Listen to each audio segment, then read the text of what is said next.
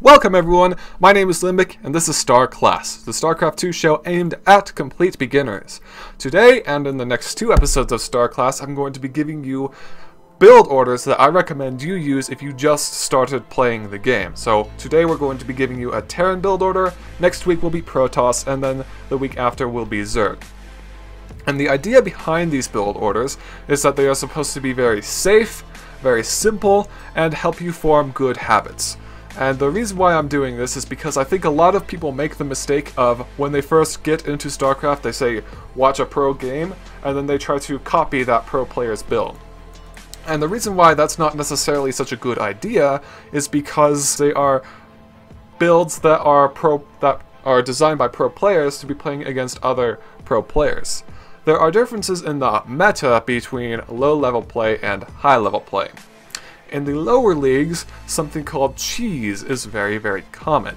Cheese are strategies that are very aggressive, where the idea is to kill your opponent within the first few minutes of a game. And the reason why this is so common in the lower leagues is because this is a strategy that is very easy to pull off, but it's also very hard to defend. And it's not as common in pro games because the pro players are not relying on easy strategies and other pro players have a much easier time defending the cheese, if that makes any sense. So, in this video, we're going to be focusing on a build that's really, really safe, that should, hopefully, make it so that if your opponent tries to cheese you, you're going to just win, because this build's basically designed to counter that. And also, we're going to try to teach you the fundamentals of StarCraft 2, the things that are really important, and help you form good habits. Is this build going to carry you to GM? Or, you just keep doing this the same every single game, every time, and you'll win every time? No, of course not. This is meant to just kind of ease you into the game. So, in terms of practicing this build and learning it, we're not going to be going into custom games here, which you might have expected. What we're actually going to do is we're going to be going to the arcade, and we're going to be loading up a custom map. So I'm just going to show you how to get to it. Just go to the arcade, go into the search bar, type HOTS build order, and you want this one. It's called HOTS Dolly's build order testing map. So just go ahead and click play there. The reason why we're using this and not just a custom game is because in a custom game, if you want to reset everything, you'll have to quit out of it and then go back in. Which means that you basically have to sit through 2 loading screens, whereas in this custom map, you can just click a button on the screen, which you will see momentarily, and it will immediately reset everything for you. And you can even change your race on a whim, like we are doing here. So today, as I mentioned before, we're going to be playing Terran, so let's just go ahead and click that here. And the first thing you want to start in every game is selecting your command center and starting to build an SCV. You can do it by either clicking Train SCV here, or pressing the S key on your keyboard. Now, I really strongly recommend that you get into the habit of using the hotkeys instead of clicking down here. Believe me, it is much more efficient, and if you're playing this game several months down the line and you've just been relying on clicking down here, you will wish that you had learned to use hotkeys when you first began instead of having to try to go through a kind of painful process now. So, we're going to continue building SCVs. Every time a new SCV finishes, we start another one, and we're going to start building a supply depot at the top of our ramp when we are at 10 of 11 supply. The reason why we're building the supply depot here is we are going to be building what is called a wall off.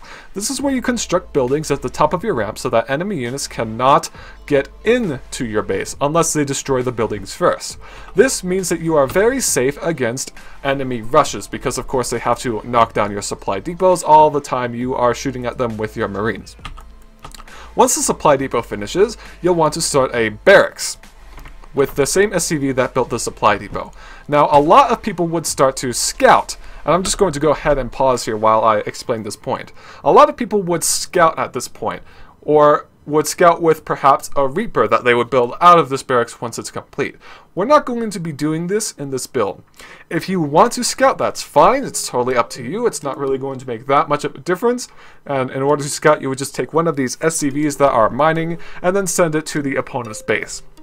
But the reason why I'm not doing it here is because if you've just started out in the game, you're not really going to know what any of the information you get from scouting means anyway. And it also just adds another step into your build, and I'm trying to keep these as simple as possible.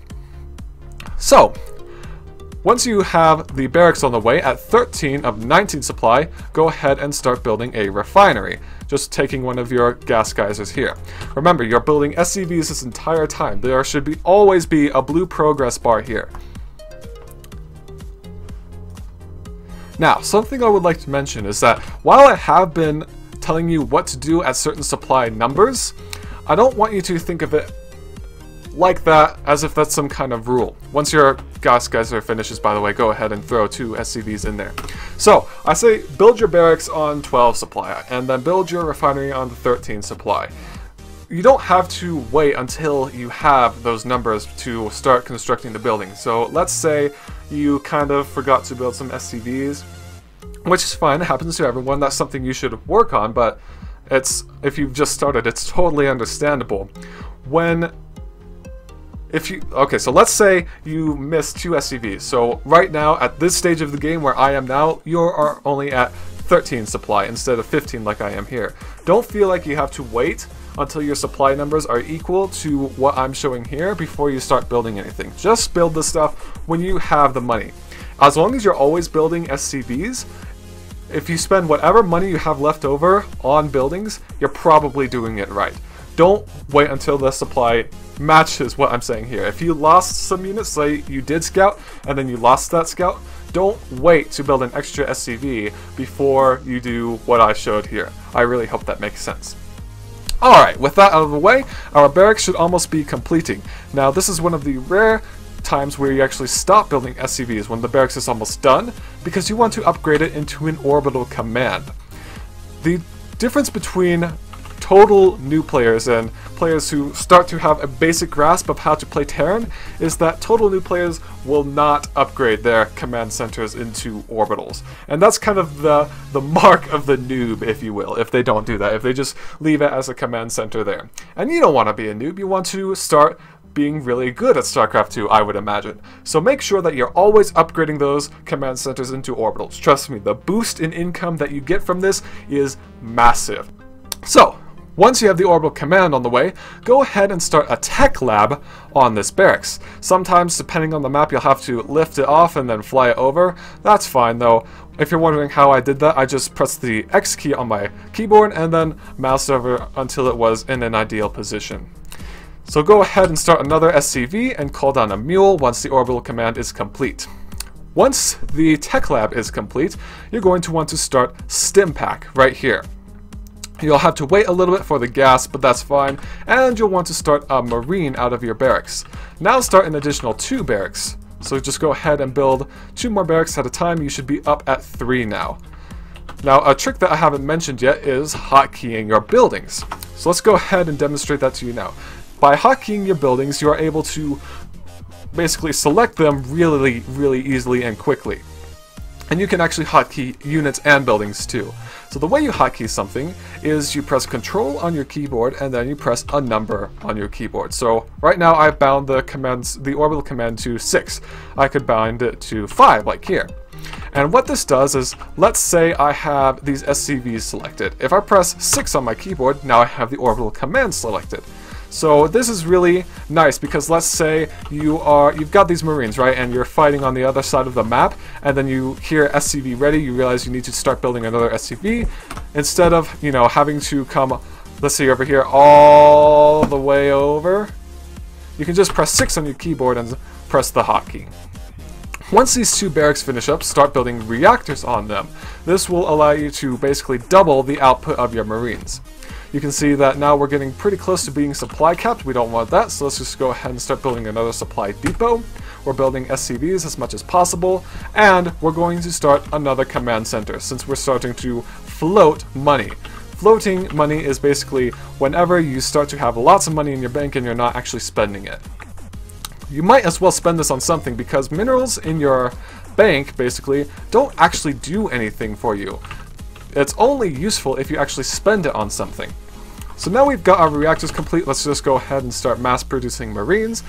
once this supply depot finished, we immediately started building another supply depot. Something I recommend for you as Terran is that once you get beyond 30 supply, just have an SCV whose only job is to build supply depots. So like this one, he's not ever going to go back to mining. He's just going to, once the supply depot finishes, he's going to start building another supply depot and another and another and another. Don't shift key like I did there, because that will just waste a bunch of money for you.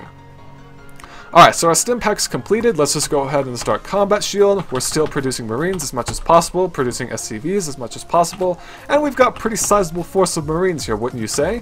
So once you've got a pretty good looking force, I want you to go ahead and move out. And the reason why I'm specifically mentioning this is because a very common mistake is that players will get kind of scared, and they'll just sit inside of their base with their units until they're completely maxed out, until they've got 200 of 200 supply. And that is a habit that becomes really hard to break as you start to try to develop your skills as a player. I remember that was something that was really hard for myself to break, and I don't want you to form bad habits. So go ahead and just move out with this small pack of marines. You've got Sim Pack, which makes them exceptionally powerful, and you know what? In a lot of your games, you will actually be able to just win with this tiny little force here. That sounds a little crazy, but trust me, you will.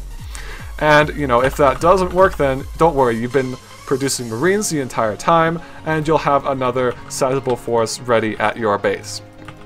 So again, I would like to stress, this build is not meant to be super great and own every player you come across on the ladder. It's meant to be really easy to do, and it's meant to help you form good habits and understand the fundamentals of StarCraft 2. So, there's no guarantee that this build will win you every single game you play.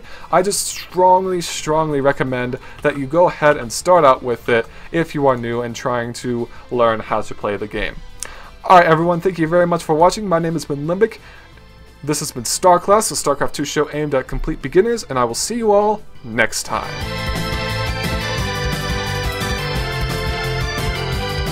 At the top of your ramp so that enemy units cannot, and my cat is stealing my mouse. Oh my goodness. Thank you, Duke.